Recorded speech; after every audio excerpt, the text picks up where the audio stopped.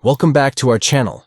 In today's video, we will guide you on how to reset your password via email on Twitter using your PC. Follow these simple steps to get started.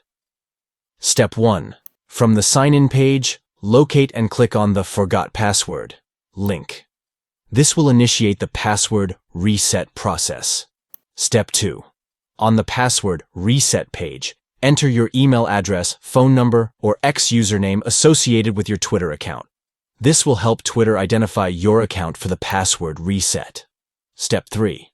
Next, choose the email address where you want to receive the password reset email. Make sure to select an email address that you have access to. Step 4. Check your email inbox for the password reset email from Twitter. Open the email and locate the code provided.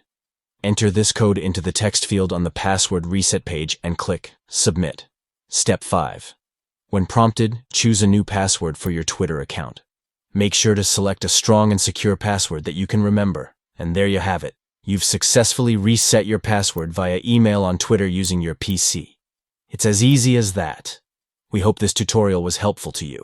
If you have any questions or need further assistance, feel free to leave a comment below. Don't forget to like this video and subscribe to our channel for more useful tutorials. Thank you for watching.